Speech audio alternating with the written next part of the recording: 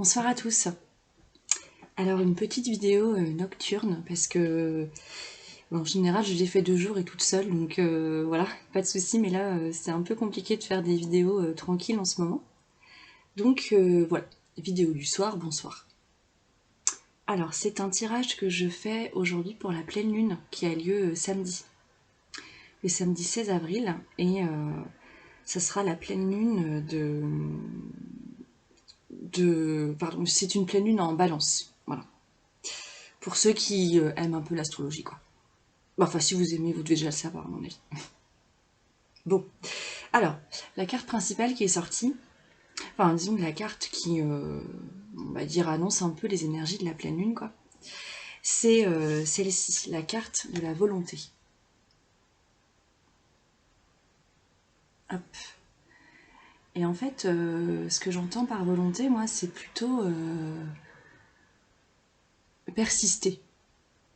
C'est-à-dire que si on a quelque chose en tête, un projet, une envie, mais que peut-être on sent que c'est peut-être pas encore le moment ou que tous les éléments sont pas forcément rassemblés pour que ça puisse se concrétiser, et ben conservons notre volonté.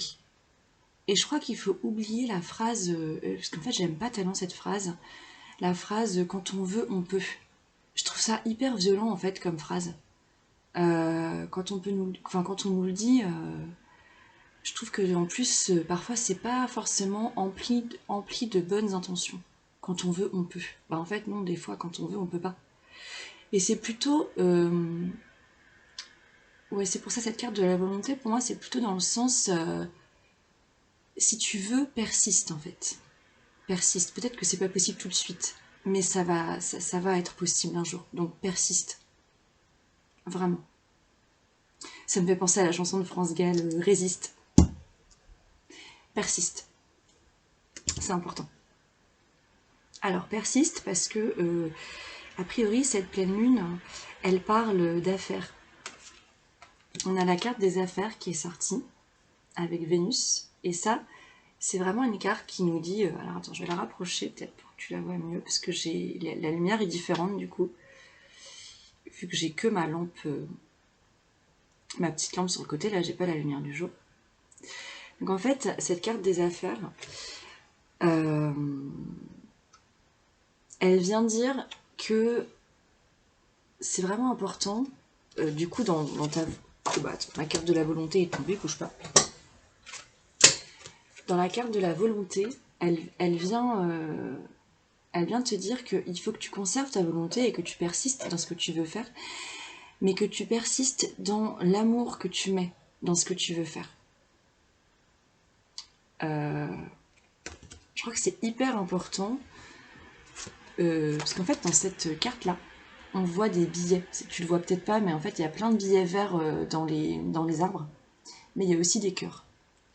Et ça veut dire que ça va pas forcément parler de richesse financière, hein, mais ça veut dire que ta réussite va dépendre, je pense, de l'amour que tu mets dans ton projet. Du sentiment, de l'émotion que tu vas mettre dans ton projet. Sentiment ou ressentiment. Je pense que ça va t'imposer d'être en paix avec certains sujets ou certaines choses, certaines personnes, certaines situations. Et c'est peut-être par là, du coup, que nous mène la pleine lune. Et que la volonté, cette idée de persister, elle se trouve peut-être là aussi dans le fait d'aller venir équilibrer certaines situations et d'aller venir pardonner peut-être certaines choses pour pouvoir être en paix et en fait dégager tu sais, cet amour-là. On voit ce qu'il parle, mais en tout cas ce sentiment de paix. Et en fait quand on est en paix, on est forcément en amour. Disons qu'on n'est pas, on n'est pas dans la peur, quoi. Et c'est intéressant parce qu'avec cette carte des affaires, on a le 2 de Pentacle qui sort. Et là, on est vraiment dans l'équilibre, ou en tout cas dans la recherche d'un équilibre, qui est peut-être pas toujours évident. Donc c'est peut-être vers là que nous mène cette pleine lune. Un équilibre dans les affaires, donc dans les affaires, je pense dans un projet, hein, c'est pas forcément du travail, hein, c'est peut-être autre chose. Euh,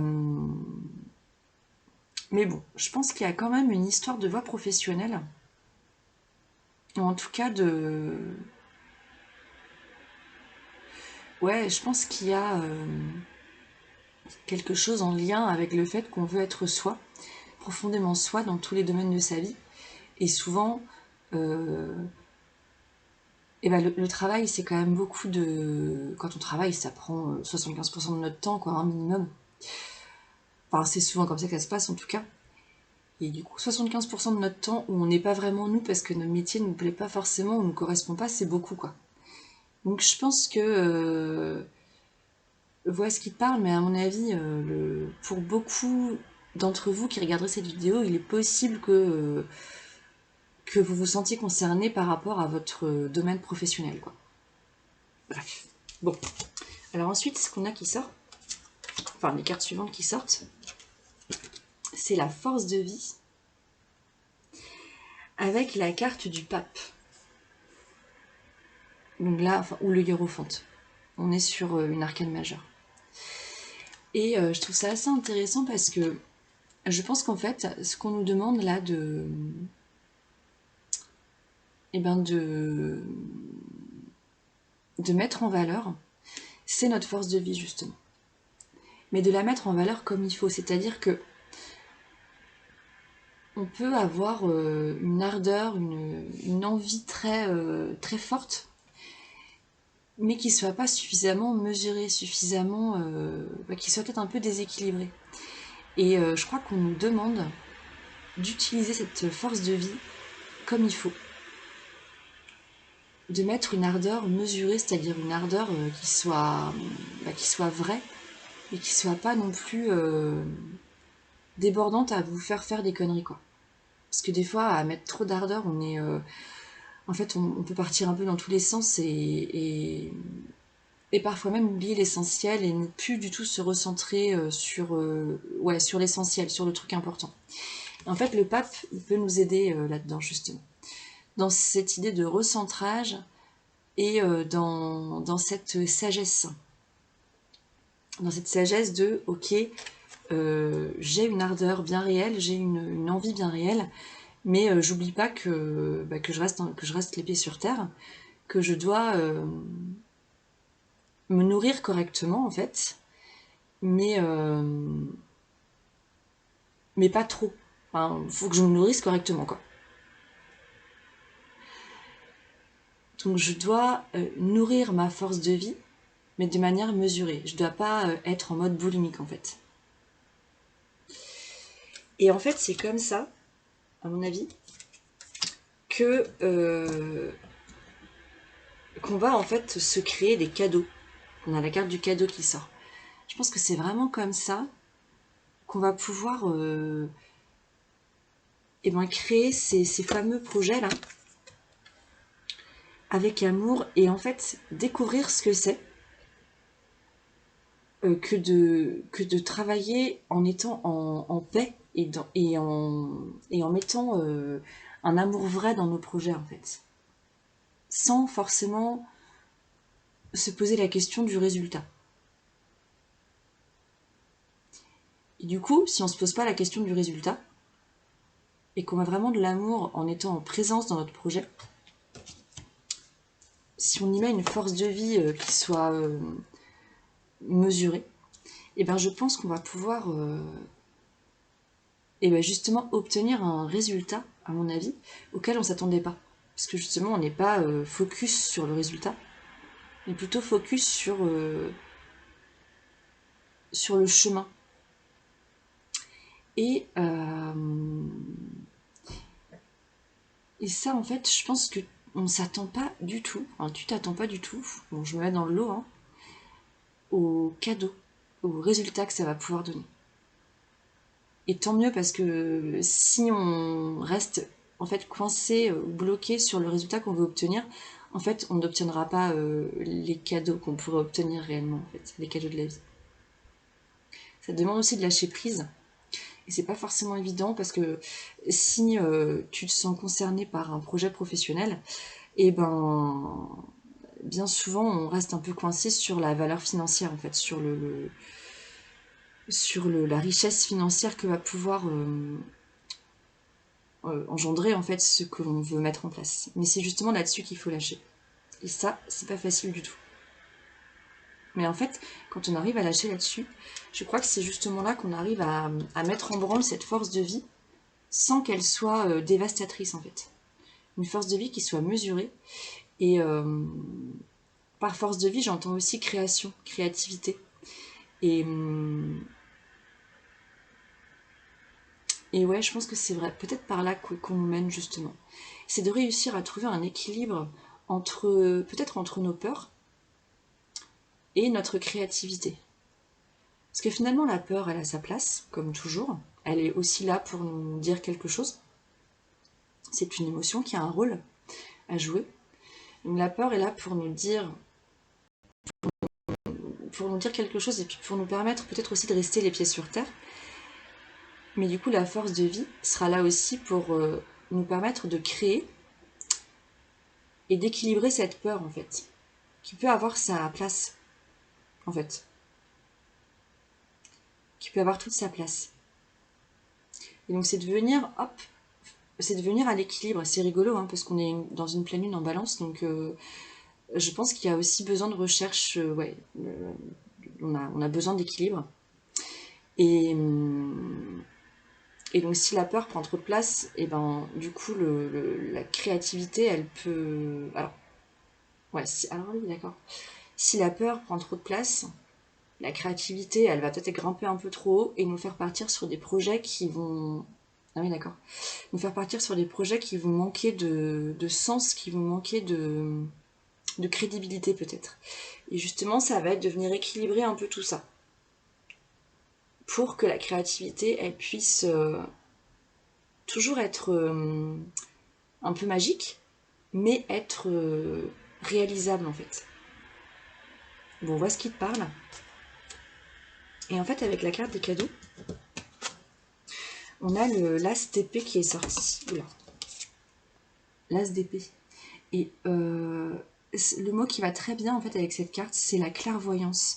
Et je pense que, en fait, il est possible qu'avec ce petit cheminement-là, bon, je sais pas si tu as compris grand-chose de cheminement parce que je me rappelle plus exactement de ce que j'ai raconté au début, mais je pense qu'il est possible qu'en intégrant le fait en fait de mettre du coup de l'amour dans ces projets, mais un amour en essayant de lâcher cette notion d'argent, et donc en lâchant cette peur du coup, voilà, et en mettant du coup une créativité au bon endroit, et ben on va pouvoir du coup obtenir des cadeaux qu'on n'imaginait pas, mais parce que du coup on est vraiment dans un processus de création et donc dans un processus qui implique une présence en fait, qui implique d'être en présence, d'être dans l'instant présent quoi. Et donc je pense que ça va nous apporter des cadeaux et peut-être que l'un de ces cadeaux sera la clairvoyance. Comme si tu allais vraiment acquérir une nouvelle clairvoyance. Et j'aime bien l'image de démarrer avec un nouveau mental, du coup, avec un mental qui fonctionne différemment, parce que c'est ça aussi, cet SDP, c'est aussi l'idée d'un nouveau mental, et l'idée d'avoir justement de nouvelles idées emplies d'une nouvelle clairvoyance, avec des pensées complètement différentes, mais parce qu'en fait on est parti sur un lâcher-prise par rapport à cette peur liée au matériel en fait, hein, aux finances entre autres, et, et en fait on se rend compte qu'en lâchant ça on peut créer et obtenir des résultats auxquels on ne s'attendait pas parce qu'on n'était pas focus là-dessus. Et ça nous mène vers la paix.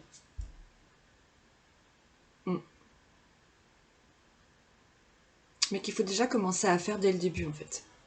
Comme si la paix devait être un peu le fil rouge du coup de cette pleine lune ou de ce cheminement, parce que bon, si tu regardes cette vidéo et que c'est pas la pleine lune, je pense que ça peut marcher. Hein.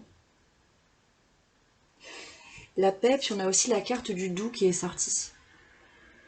C'est comme si on décidait de se donner enfin de la douceur parce que des fois, à travailler nos projets avec beaucoup de crainte et du coup un manque d'amour. Un manque d'amour aussi envers soi, hein, parce que c'est bien souvent ça, hein, quand on a un projet en tête, on est à la base de ce projet, bien souvent. Et quand on a des craintes, c'est aussi parce qu'on ne croit pas suffisamment en soi et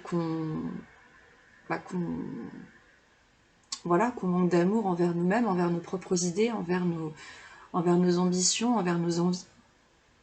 Et c'est bien dommage. Et du coup, je pense que de se donner, décider de mettre de l'amour dans ce qu'on veut faire, et ben ça implique aussi de se donner de la douceur. Ça implique d'être plus doux en fait avec soi-même. Et ça c'est vachement important. De se lâcher les baskets en fait, un peu de se laisser tranquille en fait. Ça fait beaucoup beaucoup de bien. Et c'est ce qui peut du coup apporter cette paix, cet équilibre. Et alors, il y a une autre carte qui est sortie. J'ai toujours un peu de mal avec cette carte-là. C'est la carte de la famille.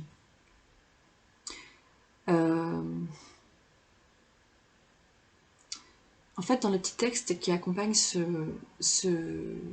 carte, je vais te le lire en fait, parce que c'est la phrase qui m'est restée, que j'ai relue plusieurs fois. Alors, hop.